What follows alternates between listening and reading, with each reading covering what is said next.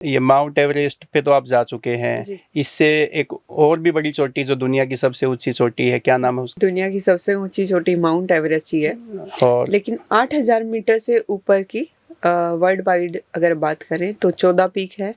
तो मेरा लक्ष्य यही है कि 8,000 से ऊपर जितनी भी पीक्स हैं, 14 पीक्स हैं, उन पे अपने देश का झंडा लहरा पाऊँ। एक होता है स्नो लेपर्ड, एक उपाधि होती है, जी। ये किसको मिलती है और ये कौन सी उपाधि है? लास्ट में जाता है किर्गिस्तान, तजाकिस्तान, उज्बेकिस्तान, यहाँ पे आके हिमालय पूरे तरीके से सिमट जाता है। तो वहीं पे 7,000 से ऊपर 5 पीक है।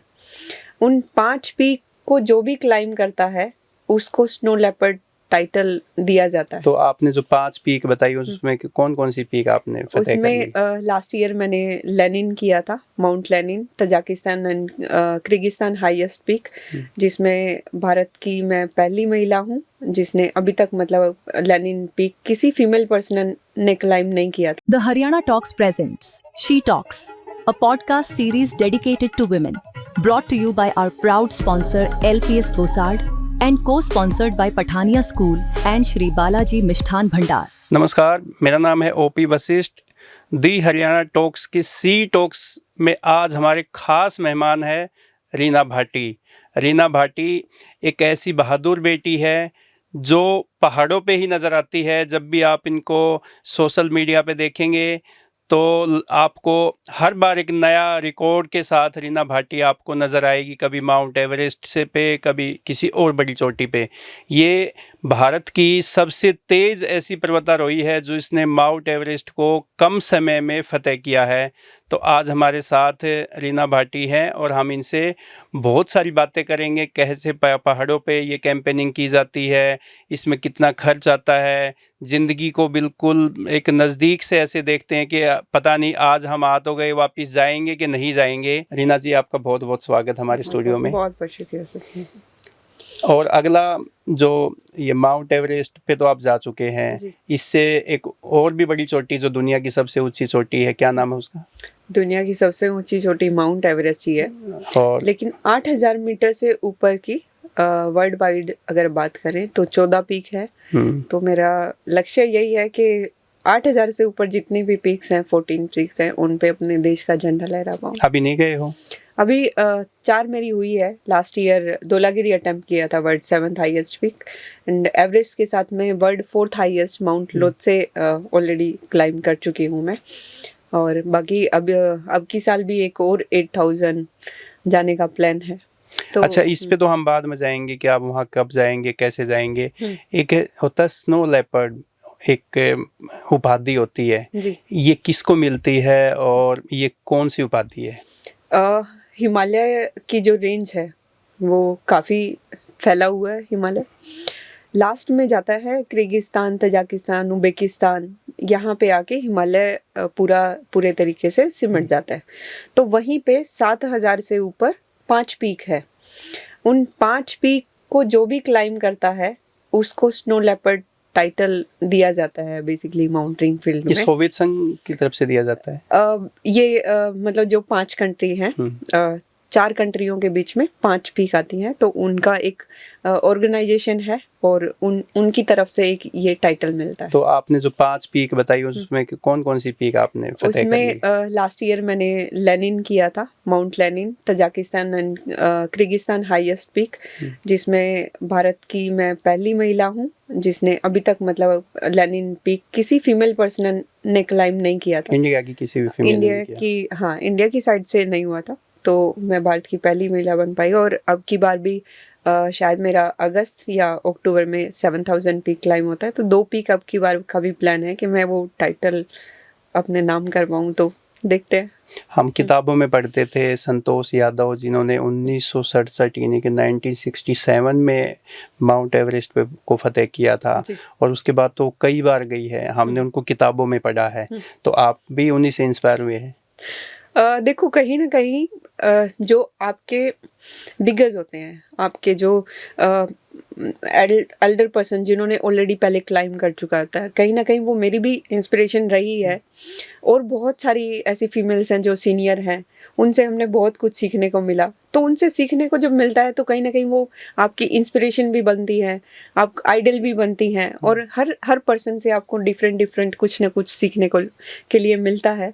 तो ओबियसली हरियाणा की नहीं, मैं पहली जो महिला है भारतीय बिचेंद्री पाल मैम जी, उनसे भी बहुत कुछ सीखने को मिलता है, उनसे भी एक बार मिली हूँ। तो ऐसा जब भी मुझे ऐसा मौका मिलता है जिन्होंने अपने अपने फील्ड में बहुत कुछ हासिल किया है, तो मेरे लिए तो वो सब ऐसी महिलाएं हैं जिन्होंने बिल्कुल नॉर्मल से उठ के अपने फील्ड में कुछ ना कुछ विख्याति हासिल की है। तो मेरे लिए सब आइडियल है। संतोष यादव, ममता सोदा, अनीता कुंडू, रीना भाटी, ये हरियाणा की बेटियों को ये पहाड़ों पे चढ़ने का शौक कब से हो गया? क्योंकि हमारे यहाँ तो कोई पहाड़ भी नहीं है। यहाँ तो कुश्ती में, कबड्डी में, ऐसे गेम में हरियाणा की बेटियों के पंच और दाव तो हम देखने को मिलते हैं, लेकिन ये पहाड़ों पे चढ़ के और -50 तक आप कैसे रह पाते हैं? ये हरियाणा की लड़कियां कहाँ कम है आज की? नहीं, कम तो नहीं, लेकिन पहाड़ों पे कम चढ़ने का भी कैसे नहीं है, बट आप ये देखो कि कहीं ना कहीं हरियाणा की लड़कियों को एक वो बोला जाता है कि उनका जो दायरा है लड़कियों का वो चूल्हे चौके तक सीमित है। बट आज की अगर बात करें तो कहाँ कहाँ नहीं हरियाणा की लड़कियों ने अपना परचम लहराया है। वहाँ पे मैं एवरेस्ट की बात करूँ तो वहाँ भी हमने करके दिखाया है।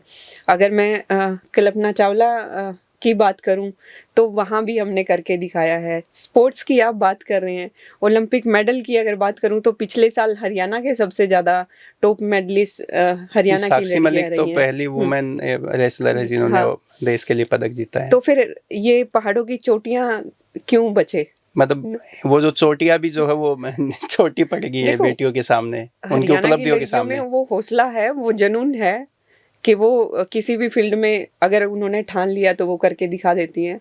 तो एवरेस्ट का भी अगर मैं अपनी बात करूं तो एवरेस्ट का मैंने जब देखा था तो शायद एक सपना था, और कहीं ना कहीं वो पूरा हो पाया तो वो जिद और जुनून की वजह से हो पाया।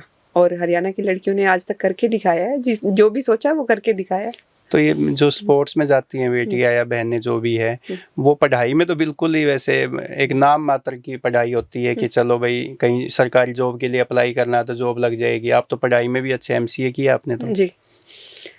मैंने जब स्टार्ट किया माउंटेन तो ऑलरेडी मेरी एज 25+ हो चुकी थी और मेरा मास्टर चल ही रहा था। तो अगर अभी आपने बात की कि स्टडी में थोड़ा सा रह जाती है, एक एथलीट जब प्रैक्टिस करता है ना तो उसको 2 टाइम का वैसे प्रैक्टिस करनी पड़ती है। 3-3 घंटे उसके 6 घंटे तो वैसे चले जाते हैं, फिर उसको रिकवरी का टाइम चाहिए। और जब वो ग्राउंड पे उतरता है तो उसके बहुत सारे सेक्रीफाई होते हैं, बहुत सारा उसको हैडल्स आते हैं, उसके स्ट्रगल इतना हो जाता है। तो मेंटली कहीं ना कहीं जब एक फोकस करना पड़ता है एक ही चीज़ पे, अगर वो अपने गेम पे फोकस कर रहा है, वो मेडल की उम्मीद कर रहा है, वो मेडल के लाने का सपना देख रहा है, तो कहीं ना कहीं दूसरी चीज़ के लिए थोड़ा सा तो उसको साइड बाय साइड करना पड़ेगा। तो कहीं ना कहीं स्टडी में इसलिए पीछे हो जाते हैं। हाँ, मैं सौभाग्य मानती हूँ कि मेरे गेम में एज क्राइटेरिया नहीं है, कोई जेंडर नहीं है,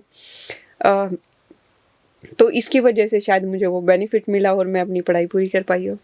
तो आप नेशनल रिकॉर्डधारी है।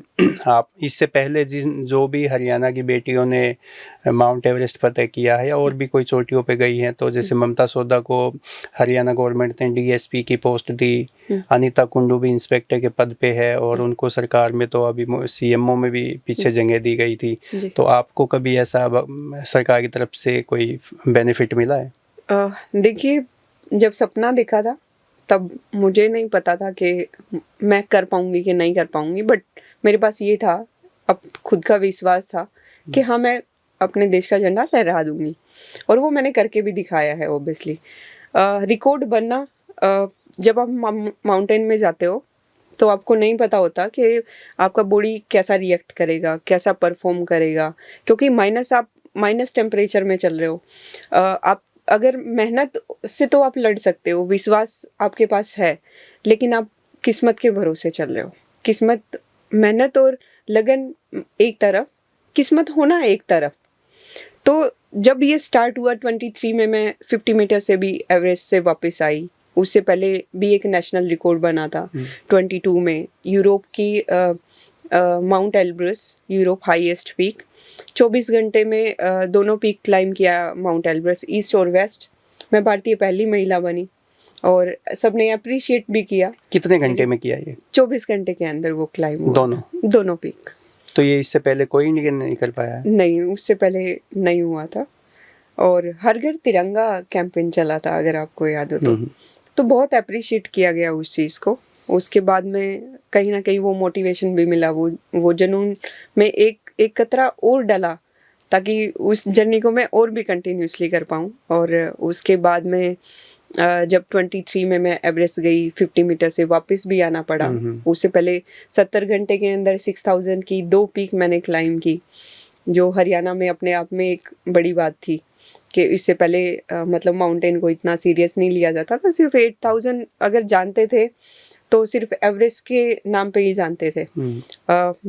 शायद मैं ये मानती हूँ कि भगवान का आशीर्वाद रहा होगा या जुनून रहा होगा कि मैं बाकी माउंटेन को भी एक परिचय करवा पाई कि हाँ, सिर्फ एवरेस्ट ही नहीं है, और भी हिमालय की बहुत बड़ी रेंज है।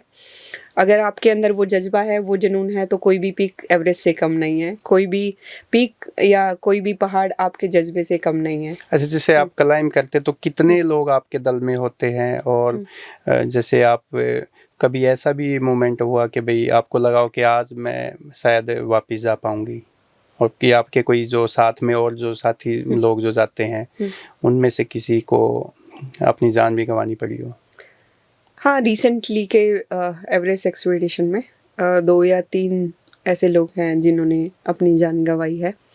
और बहुत बार ऐसा होता है जब सिचुएशन इतना क्रिटिकल हो जाती है कि बॉडी फटीक हो जाती है, प्रॉपर वे से हमारे लंग्स को ऑक्सीजन नहीं मिल पा रहा है।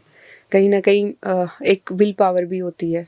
अगर वो विल पावर, हम टोटली विल पावर पे चलते हैं, अगर वो विल पावर हमने सोच लिया कि नहीं, इससे आगे तो नहीं बढ़ पाऊंगा, तो कहीं ना कहीं वो डेथ वाला रिस्क तो रहता है। और ऐसा बहुत बार हुआ है, काफ़ी बार हुआ है। और मेरे साथ भी 23 में जब मैं 50 मीटर से वापस आई थी, तो मेरे साथ भी यही था कि क्या करूं, इतना कुछ खर्च किया है तो वापस जाऊं कि यहीं पे अपना सब कुछ ख़त्म कर दूं।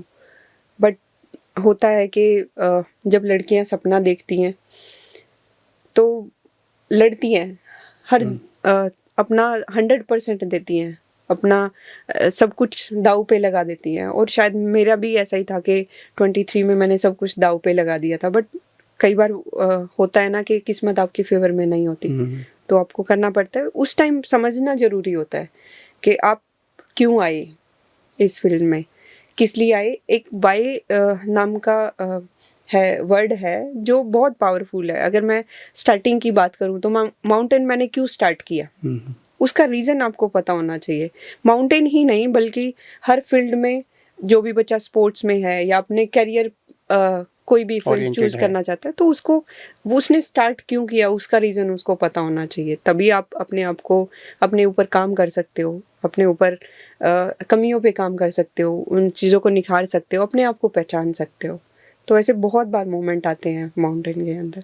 तो जैसे हम फिल्मों में देखते हैं, जैसे टाइटैनिक मूवी देखी, वो जहाज जब डूबने लग गया तो वो पहले बच्चों को फिर फीमेल को ऐसे बचा रहे थे। तो आपके सामने भी वहाँ पे ऐसी कोई पोजीशन होती है कि भाई अगर कोई बंदे वहाँ पे गए हैं, 2 या 3 है, और उसमें से लगता है कि सर्वाइव नहीं कर पाएंगे, या भाई दोनों में से, तीनों में से एक बंदे की जान बच सकती है, तो दूसरे वाले की जान की कोई परवाह नहीं करते या वो दे देता है खुद ही? बहुत डिफ़िकल्ट सिचुएशन होती है बेसिकली। मेरा मानना है कि जब आप खुद अपने साथ नहीं हो तो आप दूसरे को नहीं बचा सकते। हम लोग माउंटेन जब क्लाइंब करते हैं तो हमारी बॉडी ऑलरेडी इतना ड्रेन हो चुकी होती है। अगर आप दूसरे को बचाना चाहोगे, जब आपके अंदर खुद ही जान नहीं है, तो आप दूसरे को क्या बचाओगे। तो ये बहुत सिचुएशन ऐसी आ जाती है कई बार कि आपका साथ वाला भी आपको छोड़ना पड़ता है। और यही है कि अगर आप बच जाओगे तो शायद आप नीचे जाके इन्फॉर्म कर सकते हो अपनी टीम को, या फिर आपके अंदर इतना स्ट्रेंथ होना चाहिए, इतनी प्रिपरेशन आपने की होनी चाहिए कि आपके अंदर वो स्ट्रेंथ है, आप अपने दोस्त को बचा पाओ। तो ये आपको पहले से ट्रेनिंग के दौरान सिखाया जाता है या सेल्फ मोटिवेटेड होते हैं ऊपर जाके ऐसा? ये भी एक ट्रेनिंग का पार्ट है कि अगर एक सिचुएशन ऐसी आ जाए तो जो आपका दिल बोलता है, जो आपके अंदर स्ट्रेंथ है, जो इनर पावर है, तो इनर पावर क्या बोलती है वो आपको उसके बिहाफ पे आपको सिचुएशन के हिसाब से आपको डिसीजन लेना पड़ेगा। तो वहाँ पे ऐसा भी होता है कि जब आप ऐसे पहाड़ पे हैं और आपको चारों तरफ कुछ दिखाई नहीं दे रहा, केवल आप अकेले हो और आपको लगता है कि भाई यहाँ तो अब पता नहीं क्या होगा, मैं आगे बढ़ पाऊँगी या पीछे हट पाऊँगी, क्या होगा ऐसा, या साथ में कुछ और भी पार्टनर होते हैं साथ में? सिरपा हमारे साथ में होता है, मोस्टली साथ में ही क्लाइंब करता है। हाँ, वाइट आउट में कई कई बार क्या होता है कि सिरपा आगे चला जाता है, क्लाइंट पीछे रह जाता है। तो वाइट आउट में ऐसा डिसीजन होता है कि हाँ, एक कहावत है कि आपको अपना अगला कदम पता होना चाहिए, उसके बाद तो रास्ता मिल जाता है। तो बहुत बार ऐसी सिचुएशन आती है कि हम एक एक स्टेप हमें दिखता है और उस स्टेप के बिहाव पे हम लोग आगे बढ़ते हैं। और कई बार ऐसा भी होता है क्रेवासिस जो होते हैं वो काफ़ी ओपन होते हैं, तो हमारे पास जो इक्विपमेंट है उस तरीके से हम यूज़ करते हैं उसको ताकि वो बचा रहे। रोप फिक्सिंग होती है तो रोप से हम लोग अटैच होते हैं, उससे अलग हम रह के हम क्लाइंब नहीं कर सकते 70-80 डिग्री पे, नहीं कर सकते। तो कहीं ना कहीं वो सेफ्टी पर्पस भी चीज़ें ध्यान रखनी पड़ती है। तो आपके पास जब आप क्लाइंब करते हैं तो आपके पास खाने पीने का क्या होता है? क्योंकि कहते हैं कि वो वेट ज़्यादा लेके तो जा ही नहीं सकते, तो वो बहुत ही लिमिटेड सी आप जीवन रख जो चीज़ें हैं वही साथ लेके चलते हैं। देखिए, बेस कैंप तक तो हमें मतलब नॉर्मल फूड मिल जाता है, जैसे दाल चावल हो गया या फिर पोटैटो हो गया या फिर थोड़ा सा और लग्जरी हमें मिल जाती है। बेस कैंप के बाद में असली जर्नी शुरू होती है, कैंप 1 तक। कैंप 1 में आप सूप मिल जाएगा, आपको कैंडी मिल जाएगी, टॉफ़ी मिल जाएगी, ये सब और जितना भी आप हाई प्रोटीन वाला उठा सकते हो, क्योंकि आपको करना तो खुद ही कह रही है। तो कैंप 1 तक, कैंप 2 तक वो धीरे धीरे करके शॉर्ट होता रहता है।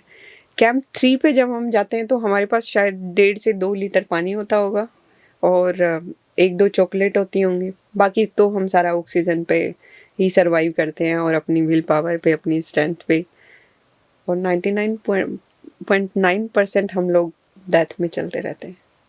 तो जो पानी होता है वो गर्म पानी होता है? हाँ, बेसिकली पानी का तो कोई सोर्स है नहीं, तो बर्नर से ही जो बर्फ़ है, जो फ्रेश स्नो है या काफ़ी टाइम से स्नो का कम से कम 7 से 8 फीट स्नो डेली गिरती रहती है, तो जो पुरानी स्नो है उसको ही मेल्ट करके हम लोग पानी बनाते हैं और वही पानी हमारी बोतल में होता है, तो वही उसी से हम लोग।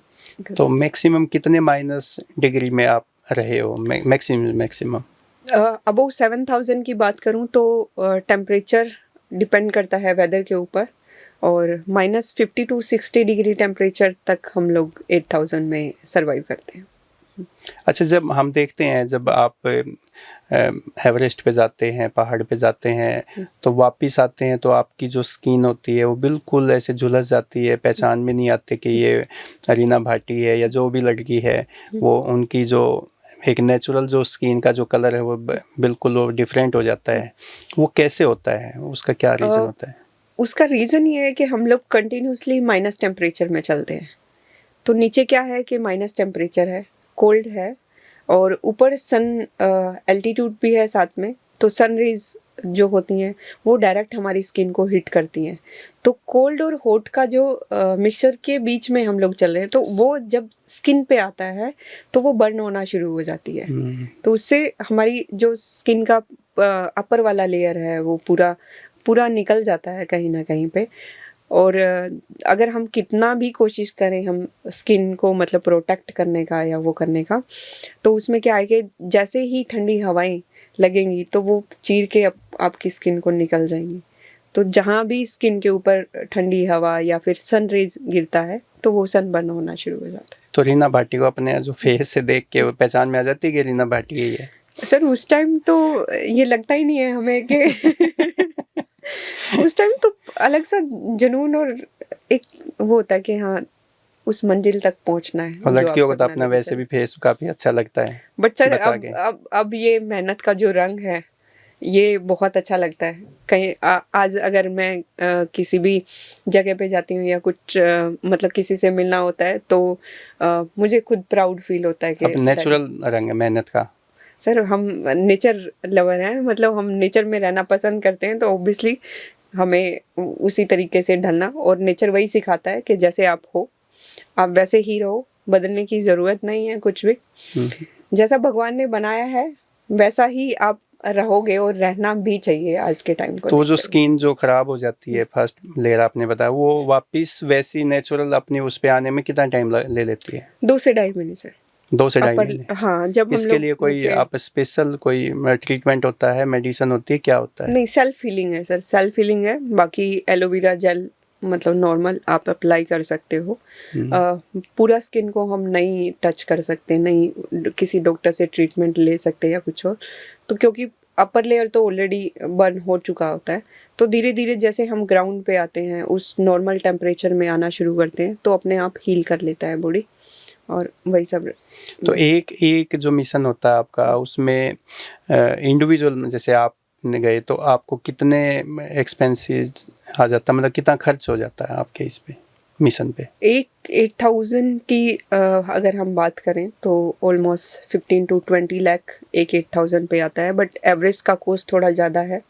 वो 30 से 35 लाख में कवर होता है, क्योंकि नेपाल गवर्नमेंट का परमिट भी है, वर्ल्ड हाईएस्ट पीक भी है, ओबियसली पॉपुलैरिटी भी है, तो बहुत सारे फैक्टर हैं, तो उस वजह से माउंट एवरेज थोड़ा कॉस्टली पड़ जाता तो है। ये जो 30 लाख रुपए कहाँ से आते हैं?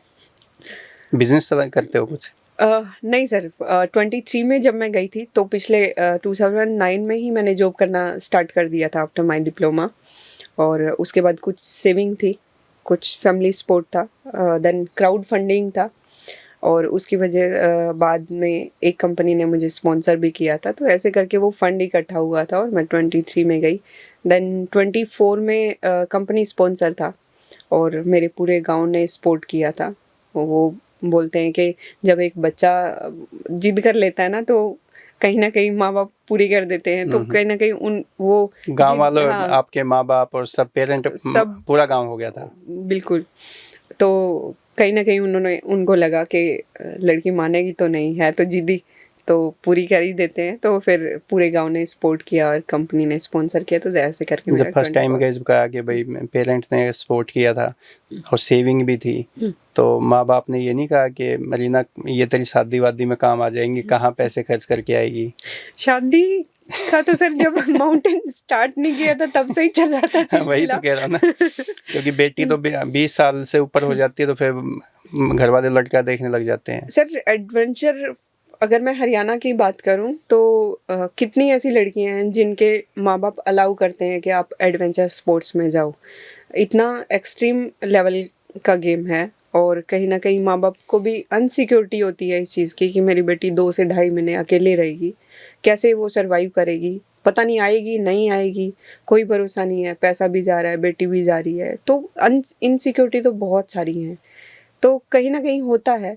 और फिर मैं वही बोलूँगी कि जब जुनून और जज्बा हो कुछ कर दिखाने का, तो फिर सब चीज़ें फीकी पड़ जाती हैं, और बस उस टाइम तो फिर वही दिखता है कि हाँ तो ये पापा का अपना बिजनेस है, मम्मी हाउस पापा वाइफ मेरे है? ट्रैक्टर मैकेनिक है सर। मैकेनिक है? हाँ, तो फैमिली बैकग्राउंड अगर मैं बात करूँ तो बिल्कुल नॉमिनल परिवार से मैं बिलोंग करती हूँ, और नॉमिनल परिवार से होके वो सपना देखना, और मैं ये मानती हूँ कि अगर मैं अपनी कहानी को एक नाम दूँ तो शायद मेरी कहानी एक संघर्ष की कहानी है, एक उस महिला की कहानी है जो बिल्कुल सपना देखती है बट उसके पास कोई सोर्स नहीं है, और फिर भी वो अपना सपना पूरा करने के लिए हर जज्बो जुनून से लगी रहती है, मेहनत करती है उस सपना पूरा करने के लिए, और एक छाप छोड़ती है कि आपके सपने में वो जान होनी चाहिए, आपके हौसले में वो जान होनी चाहिए, फिर कुछ भी हो सकता है, और वो हमने करके भी दिखाया है। तो रीना भाटी की बायोग्राफी बनाने के लिए कोई मुंबई से कोई आया है क्या प्रस्ताव? एक बुक के लिए आया था सर कि बुक लिखनी है, क्योंकि ऑब्वियसली मेरे 5 रिकॉर्ड हैं, नॉमिनल परिवार से मैं बिलोंग करती हूँ, स्टडी मेरी ऐसे हुई कि सेल्फ स्टडी है, तो आया था कि हाँ चलो ठीक है, अच्छा है, हम कुछ लिख सकते हैं, इतना कुछ अचीव किया है, फिल्म का देखते हैं सर, अभी जर्नी शुरू हुई है, अभी कहाँ खत्म होने वाली है, अभी तो सिलसिला बाकी है। अभी तो वो 5 पॉइंट जो है आपने अचीव करने हैं। 5 भी है सर। आसमान खुला है। वो स्नो लेपर्ड वाली उपाधि लेनी है। स्नो लेपर्ड वाली भी है सर। मेरा अल्ट्रा मैराथन का भी रहता है, मैराथन मैं करती रहती हूँ। 42 किलोमीटर का 2 मैराथन है, 5 मैराथन मेरा 21 किलोमीटर हाफ मैराथन मैं करती रहती हूँ बीच में। एंड देन बात करोगे तो विपाशना मेडिटेटर भी हूँ। तो काफ़ी सारे हैं। किसके बारे में आप सुनना चाहोगे? एक उस लड़की के बारे में जो अपने सपनों के लिए संघर्ष करती है, या मेडिटेशन करती है, या वो पाँव के अच्छा, मेडिटेशन करते हो या करवाते भी हो? अभी तक तो करती हूँ सर, इतना टाइम नहीं मिल पाता है, तो अभी तक तो मैं भी सीख रही हूँ। तो हमें भी जो है दर्शक उनको भी सिखा दो कि क्या मेडिटेशन कैसे करनी चाहिए। बेसिकली आज के अगर टाइम की बात करूं तो कहीं ना कहीं 10 में से 7 लोग ऐसे होंगे जो मेंटली सिचुएशन से अनस्टेबल है।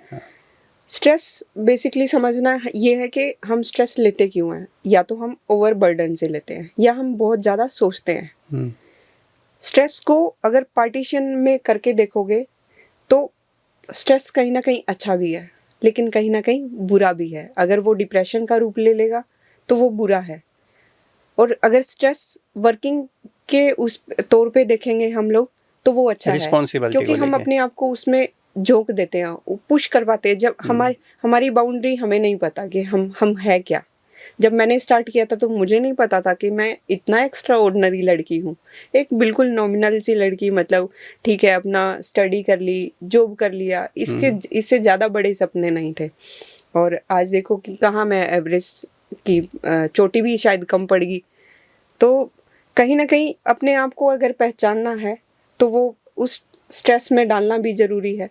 उससे जब हम उस स्ट्रेस में डालेंगे तभी तो हम अपने आप को निकाल पाएंगे।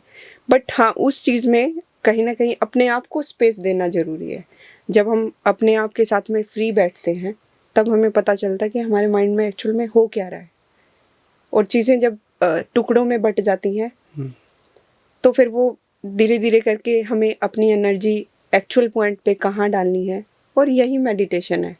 आपसे ज़्यादा आपको कोई नहीं जानता।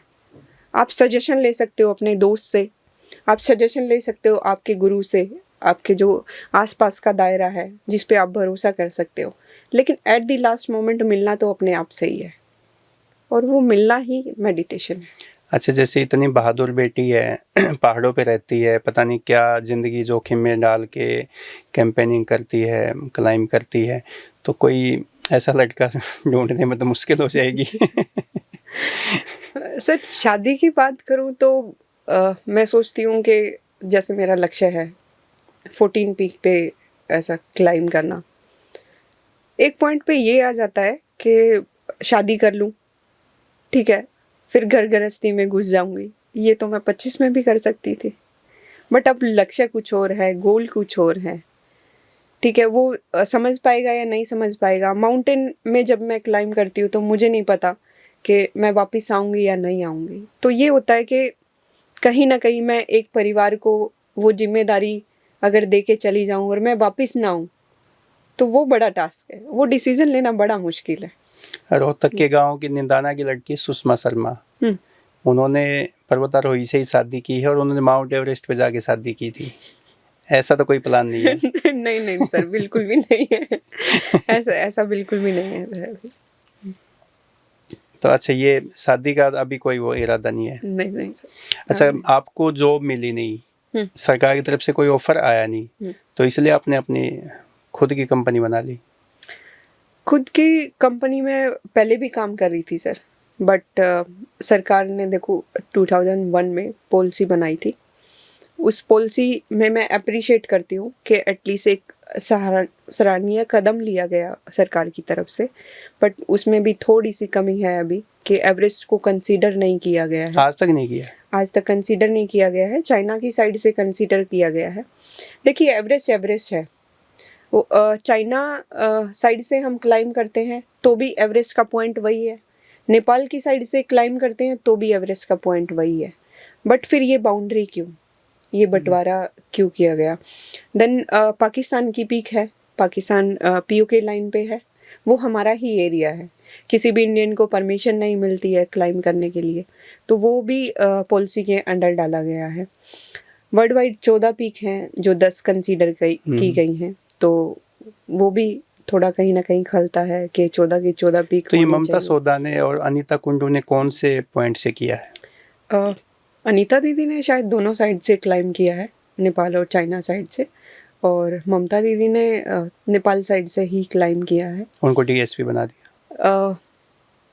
सरकार अलग थी, आज सरकार अलग है, बट हाँ मेरी सरकार से आज भी गुजारिश है। देखो मैं बिल्कुल नॉमिनल परिवार से बिलोंग करती हूँ। मैंने कभी नहीं सोचा था कि मैं इतना एक्स्ट्रा ऑर्डिनरी कर पाऊँगी। 5 रिकॉर्ड अपने नाम लेके बैठी हूँ, और फिर भी जब एक लड़की घर से बाहर निकलती है तो 1000 ऐसी लड़कियाँ होती हैं जो सब उसके पीछे जुड़ जाती हैं। एक लड़की का सपना नहीं होता है। आज मैंने अचीव किया है तो शायद मेरे पीछे पता नहीं कितनी ऐसी लड़कियां हैं जो सपना देखती हैं कि अरे मैं भी उस जैसा करूँगी, बट हमने वो चीज़ करके दिखाई है। हम सरकार से भी यही उम्मीद लगा के बैठे हैं कि सरकार को भी ये चीज़ दिखे, भेदभाव नहीं होना चाहिए, वो अप्रिशिएट इसे आप भेदभाव मानते हैं या पॉलिसी में कोई लूप मानते हैं कि कोई कमी है? मैं भेदभाव तो नहीं बोलूँगी सर, बट इसलिए नहीं बोलोगे कभी सरकार नाराज हो जाए? बिल्कुल नहीं सर, ऐसा नहीं है सर। देखो एक राजा क्या करता है, राजा प्रजा में कभी भी भेदभाव नहीं करता है, ठीक है। तो इस टाइम सरकार हमारी राजा है, वो प्रजा के हम प्रजा है, तो हम उनसे गुहार कर सकते हैं। अब राजा का डिसीजन है कि वो अपनी प्रजा को कैसे रखता है या क्या उनको अप्रिसिएशन देता है। ये कहते हैं कि भूपेंद्र सिंह हुड्डा की सरकार थी जब हरियाणा में 10 साल, तो उन्होंने स्पोर्ट्स पर्सन के लिए काफ़ी कुछ किया जी। जो बीजेपी की गवर्नमेंट आई है तो उसमें उतना नहीं हो पाया जी, ऐसा मानते हैं आप? क्या मानते हैं? मैं थोड़ा मानती हूँ सर इस चीज़ को कि जो बीजेपी पिछले 10 साल की, अगर मैं अपने ही स्पोर्ट्स की बात करूँ, अभी आपने ममता दीदी की बात करी, तो ममता दीदी जब एवरेस्ट करके आई थी तो डायरेक्ट उनको डीएसपी रैंक दे दिया गया था। बट बीजेपी सरकार में भी मैं इकलौती ऐसी माउंटेनियर नहीं हूँ जिसने एवरेस्ट किया, लोट से किया है। मेरे और भी भाई बहन हैं जिन्होंने क्लाइम किया हुआ है, तो उनको भी मिलना चाहिए, और ताकि आने वाली जो जनरेशन है उसके ऊपर भी एक अच्छा प्रभाव जाए, वो और भी निकल के आए। एक एक्स्ट्रा ऑर्डिनरी गेम है, इस गेम में बहुत कुछ सीखने को मिलता है आपको। एक टीम स्पिरिट है, आप अपना पूरा 100% लगा के जा रहे हो किसी चीज़ के ऊपर, के उसके लिए लड़ते हो, सपना देखते हो, ठीक है। कोई भी गेम क्यों ना हो, एक एथलीट 4 साल तक प्रैक्टिस करता है सिर्फ एक मेडल के लिए, अगर उसको एक माइनर सी इंजरी से वापस आना पड़े तो दुख होता है, और जब मेडल लेके सरकार अप्रिसिएशन करती है तो उल्टा अच्छा भी लगता है। और सैकड़ों लड़कियां लड़कों के सपने में ये होता है कि देख मैं भी मेडल लेके आऊँगी तो सरकार मेरे लिए भी कुछ अच्छा करेगी, ताकि मेरी फैमिली का, मेरे समाज पे एक अच्छा इम्पैक्ट जाए। तो हम भी यही कोशिश करते हैं कि माउंटेनियर के लिए भी सरकार कुछ ना कुछ तो अच्छा करे। पुरस्कार होता है तेंजिंग नॉर्गे, ऐसा कुछ है? Right sir, Tenzing Norgay. तो ये साहसिक गतिविधियों के लिए मिलता है, तो उसमें आपका ये जो माउंटेनियर है होते हैं, ये उसमें कैटेगरी में आते हैं? ये आता है सर। तो क्या पुरस्कार है और उसकी क्या फैसिलिटीज एक माउंटेनियर को मिलती है? नेशनल अवार्ड है जी, और अचीवमेंट, जैसे आपकी अचीवमेंट है 3 क्राइटेरिया में रखा गया है, 6000, 7000 और 8000। 8000 मतलब 7000 की पीक, 6000 की पीक और 8000 की पीक। 3 पॉइंट उनको, हाँ 3 पॉइंट के नंबरिंग, कुछ काउंटिंग है, और उन काउंटिंग के बेस पे जो भी आपने आपकी अचीवमेंट के बेस पे आपने ज़्यादा अचीवमेंट किया है तो उसके लिए आपका नॉमिनेशन होता है, और उसके बाद तो हर साल मिलता है की तरफ से मिलता है। तो आप उस क्राइटेरिया को फिल करते हैं अभी? जी सर। कब से किया है?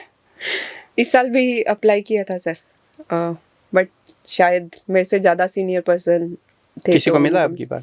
हाँ अब की बार मिला है सर। एक सविता कंसल नाम की लड़की है जो पिछले द्रौपदी डांडा केस में 30 मेरे भाई बहन थे ऐसे जिन्होंने 6000 की पीक थी और उसमें अपनी जान गंवा दी थी, और बहुत गरीब सी फैमिली से करके स्ट्रगल करके एवरेस्ट लोट से किया था उसने भी, तो उनको मरणोपरांत अवार्ड दिया गया है अब की बार। तो उससे तो आप भी सेटिस्फाई होंगे कि बिल्कुल उसको सर, मिलना मैं चाहिए। बिल्कुल उसकी जगह अगर मैं भी होती तो शायद मेरे परिवार वाले भी यही उम्मीद करते। देखो उसकी अवार्ड से भरपाई नहीं कर सकते किसी भी इंसान की, है ना? तो मुझे बहुत अच्छा लगा। कोई नहीं, मैं तो अभी सामने ही हूँ और 1 साल लेट मिल जाएगा, कोई प्रॉब्लम नहीं है। जिसको ठीक ये है। अवार्ड मिलता है उसको फैसिलिटी क्या-क्या मिलती है? I have no idea sir. जैसे कुछ कैश प्राइज भी होता होगा और कैश कुछ उसको और प्राइज फैसिलिटी गवर्नमेंट की तरफ कैश से दी प्राइज जाती है सर, और शायद कुछ क्राइटेरिया रखा है ट्रांसपोर्टेशन में, या फिर कुछ पेंशन वगैरह के टाइप में कुछ मंथली फंड कुछ मिलता रहता है, but I don't know the fix amount what is. तो रीना, जैसे आपका गांव है हिसार में बालक, ये बालक गांव का नामकरण कैसे हुआ? बेसिकली मेरे गांव को धर्मनगरी बालक बोला जाता है, तो उसी के बेस पे धार्मिक गांव है, हाँ धार्मिक गांव। तो गांव का नाम है बालक, और रीना पहुंच गई माउंट एवरेस्ट पे सबसे ऊपर। जी तो आज के टाइम में मुझे नहीं लगता कि रीना से हाइट पे कोई होगा, या है? अलग अलग अचीवमेंट है सर सबकी। अगर हम ममता यशोदा दी की बात करें, या फिर बिचेंद्री मैम की बात करें, या फिर आप रीना भट्टी की बात करें, तो सबने अलग अलग है। मैं ये नहीं मानती कि मैंने अपना बेस्ट दिया और अपने टाइम में दिया, अभी नेक्स्ट जनरेशन है वो अपना बेस्ट देगी। तो कोई, मैं नहीं मानती कि ऊपर नीचे कोई होता है, बट हाँ अगर आपका बेस्ट टाइम है, आप अपना 100% दे रहे हो उस टाइम में, वही आपका बेस्ट टाइम। अच्छा, एक है ना, जैसे जो पर्वतारोही होते हैं माउंटेनियर, उनके कुछ नियम होते हैं, और जैसे हमने सुना है कि पहाड़ों पे कुछ अलग तरीके की आवाज़ आती है, पहाड़ है, बर्फ़ है, वो आप लोगों से बात करते हैं, क्या ये सही है? ये बिल्कुल सही है, और पहाड़ बात भी करते हैं, आपकी सुनते भी हैं। और हम लोग जब कोई नहीं होता है आसपास, सिर्फ कितने गिनती चुनती के शायद 10-12 लोग होते हैं, और कितना 1 से 1.5 महीना हम लोग साथ में रहते हैं, तो कितना ही एक दूसरे के बारे में हम जान पाएंगे। तो जब हमें बात करनी होती है तो हाँ वो पहाड़ आपको बहुत कुछ सिखाते भी हैं, आपसे बात भी करते हैं, आपको आंसर भी करते हैं, और एक सुकून भी देते हैं। और लगता है कि हाँ, जब जो मैंने बात की है वो उसने सुनी है। अगर आवाज़ की बात करूँ तो नेगेटिव पॉजिटिव भी है। पॉजिटिव तो आपने बता दिया, क्या नेगेटिव भी वाइब्रेशन आती है वहाँ पे, या कुछ साउंड आती है ऐसी? नेगेटिव साउंड तो हम नहीं बोल पाएंगे, वो तो डिपेंड करता है कि आपका वाइब्रेशन कैसा है। अगर मैं एक नेगेटिव जोन में बैठी हूँ तो मुझे वैसी ही वाइब्स आएंगी, और मैं पॉजिटिव दायरे में बैठी हूँ तो मुझे वो पॉजिटिवनेस फील होगी। तो कहीं ना कहीं मुझे ऐसा लगता है कि माउंटेन में तो ऐसा नहीं होता है कि पॉजिटिव वाइब्स ना आए। अगर आप बात करना चाहो दिल से तो वो आपकी सुनते हैं। साउंड की अगर बात करूं तो बहुत पुराने पुराने ग्लेशियर हैं, ग्लेशियर टूटते भी हैं, तो जब वो टूटते हैं तो एक बहुत भयंकर वाली धड़ाम धुड़ुम की आवाज़ें आती रहती हैं। रात को तो स्टार्टिंग में तो बहुत अजीब लगता है कि डर भी लगता है। जब फर्स्ट टाइम गए थे? फर्स्ट टाइम कोई भी हो, मतलब नॉर्मल ग्राउंड सी लेवल से हम लोग जाते हैं, उसके बाद 6000 पे हमारा ऑलमोस्ट बेस कैंप होता है। तो जब ग्लेशियर टूटता है तो ये नहीं पता कि वो ग्लेशियर कितना टूटा है, थोड़ा टूटा किस साइड है, में आएगा, किस साइड में आएगा, और जब टूटता है तो फिर वो बिल्कुल बिल्कुल बारीक हवा और स्नो का जो टेक्सचर होगा वो बिल्कुल प्रेशर से नीचे गिरता है। तो अगर अवलांच आ गया तो वो अवलांच में हमारे टेंट भी निकल जाएंगे, हमारा बेस कैंप भी निकल जाएगा, तो वो डर भी रहता है। और बहुत जब बहुत हाइट से कोई चीज़ गिरती है तो वो एक बहुत भयंकर वाला रूप लेती है। एक साउंड जो होता है जैसे बम वाला साउंड, अगर आपने कभी सुना होगा, तो ऐसा बम बजते रहते हैं हमारे आसपास। अच्छा, जैसे आपके जो शेरपा साथ होते हैं वो आपको ऐसी बातें बताते हैं कि यहाँ पे माउंटेन पे पहले कोई आए थे, उनकी डेथ होगी, तो यहाँ पे कुछ ज़्यादा इस तरीके की नेगेटिविटी या कोई साउंड आ सकती है, कोई वो नहीं कहते ऊपरी हवा या ऊपरी दैवीय शक्ति, तो ये ऐसे शेरपा ऐसा आप लोगों को बताते हैं, या कभी आपने महसूस किया ऐसा? बहुत सारी ऐसी कहानियाँ हैं सर, और कभी कभी ऐसा फील भी होता है। हर पॉजिटिव हर जगह पॉजिटिव भी नहीं होती है, तो कई बार वो चीज़ें फील भी होती है। वो डिप्रेशन भी फील होता है, डिप्रेस कोई चीज़ हो जाती है, जब हम नेगेटिव सोचना शुरू कर देते हैं तो नेगेटिव चीज़ें और ज़्यादा अडोप्ट करती है आपको, और ज़्यादा कैप्चर करती हैं। तो वो चीज़ें कहीं न कहीं फ़ील भी होती हैं। और बहुत सारे शेरपा का तो काम ही है, हर साल उन्होंने तो जाना ही है, तो वो बहुत सारी कहानियाँ ऐसा सुनाते रहते हैं। मोस्टली जब ऐसी कहानियाँ रात को सुनाई जाती है तो डर लगता है कि हमारे साथ ना हो जाए ऐसा, या फिर कुछ ऐसा अनहैपनिंग ना हो तो जाए। कोई ऐसी कहानी जो रीना भाटी को भी डरा दिया हो और उसको एकदम से हुआ है सर मेरे साथ में एक बार ऐसे कि मुझे बाहर से साउंड आया, और जब मैं गई तो कोई नहीं था, तो वो बहुत डरावना था मेरे लिए कि सडनली ऐसे कैसे हो गया। और फिर मैंने किसी से बात की तो साउंड उन्होंने कैसे आती है? किसी का नाम लिया जाता है या वैसे ही क्या किसी के चिल्लाने की, रोने मेरे साथ की, तो हंसने की, कैसी बात होती है, मेरे कैसी साथ साउंड तो होती मेरा है? नाम लिया गया। अच्छा। तो अब हर बंदे के पास अलग अलग अपना अपना एक्सपीरियंस होता है, और मेरा ऐसा हुआ कि मुझे किसी ने नाम से बुलाया, तो ही मैं उठ के बाहर गई और बाहर देखा तो कुछ नहीं, और मैं फुली स्केर्ड थी कि भाई ये क्या हो गया मेरे साथ में। तो सुबह पूछा तो ऐसा कुछ था नहीं, तो डर तो लगता ही है ओब्वियसली। तो इनके जो नियम होते हैं एक पर्वतारोही के, वो क्या होते हैं? जब आप काफ़ी सारे ऐसे हैं, जब आप नेचर में चलते हो तो काफ़ी सारी चीज़ों का आपको ध्यान रखना पड़ता है।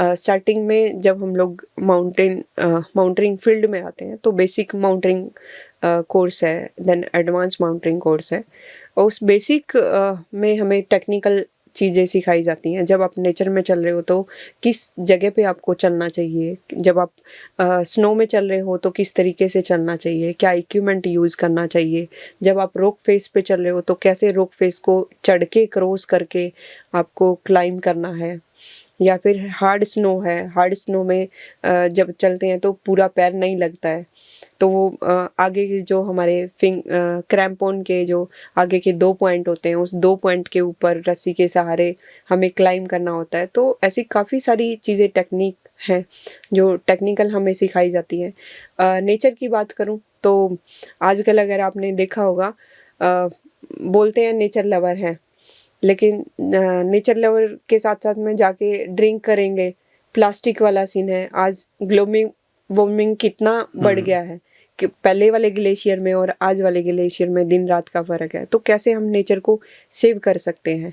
और एक जब माउंटेन आप चढ़ते हो, ट्रैकिंग जब आप करते हो तो किस साइड आपको चलना चाहिए, किस साइड आपका ट्रैकिंग पोल होना चाहिए, कि जो वहाँ पे लोग हैं जो वहाँ पे रह रहे हैं, जैसे हमारा घर यहाँ पे है, ग्राउंड पे है, तो पहाड़ियों का तो वहाँ पे घर पहाड़ों होगा, पे ही घर है। तो उनका तो रोजी रोटी वहीं पे है। उनके साथ में कैसे ट्रीट करना है, कैसे बिहेव करना है, कैसे हम लोगों को वो चीज़ बचा के रखनी है ताकि हमारी नेक्स्ट वाली जनरेशन भी उस चीज़ का लुत्फ उठा सके जो हम उठा रहे हैं। तो हमारे जो प्लेन के जो लोग यहाँ रहते हैं, जो पहाड़ों पे लोग रहते हैं, उनका नेचर में, उनके व्यवहार में, उनका कुछ डिफरेंस आप देखते हो? बहुत डिफरेंस है सर।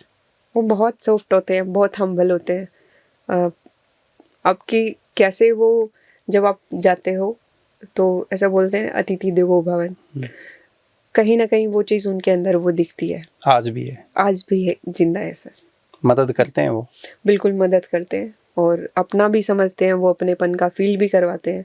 हर जो वो मतलब वो दे सकते हैं, सेवा दे सकते हैं, या कैसे आपकी हेल्प कर सकते हैं, मतलब वो करते क्योंकि हैं। उनके पास तो इतने साधन संपन्न नहीं होते वो लोग, फिर वो किस तरीके की मदद आप लोग भी करते हैं? कभी आपको ऐसे महसूस किया हो? अगर हम सोलो ट्रैवल में कभी कभी जाते हैं, सोलो ट्रैकिंग के लिए किसी कंपनी के साथ में हम नहीं जा रहे, तो हम खुद का टेंट कैरी करते हैं, खुद का फूड कैरी करते हैं। तो हमें टेंट लगाने के लिए कोई सेफ जगह चाहिए, तो सेफ जगह उनका घर है, घर के आसपास अगर हमें टेंट लगाना है तो वो जगह भी देंगे, आपको फूड के लिए भी वो करेंगे। अगर आपको कोई लगे आपको ज़्यादा ठंड हो गई, आप अपनी प्रिपरेशन के हिसाब से तो क्लोथिंग लेके गए हो, बट सडनली बर्फ़ पड़ गई है वहाँ पे, आपको किसी क्लोथिंग की ज़रूरत है, तो वो उस तरीके से भी हेल्प करते हैं। कई बार हेल्थ का प्रॉब्लम हो जाता है तो हेल्थ के तौर पे भी वो लोग हमारा सपोर्ट करते हैं अगर हम उसको बोलते हैं तो। ऐसे बहुत माइनर सी चीज़ें हैं, बहुत छोटी-छोटी, जो बहुत मायने रखती हैं। तो इस तरीके का जो छोटा सपोर्ट है ना, वो बहुत ज़रूरी है और वो उस तरीके का सपोर्ट आपको करते हैं। तो घर में मम्मी-पापा और आपके अलावा कौन-कौन है? हम 4 बहन-भाई हैं और मम्मी-पापा, तो तो 2 छोटे भाई हैं। भाइयों को नहीं अ, पर्वतारोही बनाया आपने? बिल्कुल नहीं सर। क्या करते हैं भैया? मेरे भाई एक क्रिकेट कोच है और दूसरा एडुकेट अभी कंप्लीट किया है उसने लोग। तो वो नहीं बनेंगे? नहीं सर, मैं नहीं चाहूँगी कि वो माउंटेन फील्ड में घर वाले भी बेटों आए। को ज़्यादा प्यार करते हैं, इसलिए हो सकता है ना भेजें उनको। नहीं सर, ये रीज़न वो नहीं सोचे है। बेटी तो ठीक है, वो आज भी एक नहीं ये कह देते हैं कि भाई जैसे जिस घर में बेटी जन्म लेती है तो कई बार कहते हैं यार ये तो बोझ आ गया घर पे। क्या आपके परिवार ने ऐसा कभी महसूस किया? स्टार्टिंग में जब पैदा हुई तब बिल्कुल था सर। 90 बोर्न हूँ, तो 90 बोर्न में आपको पता है हरियाणा की क्या दिशा रही है। तो ये किसने बताया आपको कि भाई आपका जन्म हुआ तो ये ऐसी घर में धारणा थी? दादी से मेरा बहुत लगाव रहा है, तो उन्होंने बोला था और कहीं ना कहीं वो रहता भी था मन में कि कुछ तो एक्स्ट्रा ऑर्डिनरी करना है सर, कुछ तो करना है जिंदगी में। तो वो ऐसे धारणा, नहीं करना। उस धारणा को आपने बदल दिया?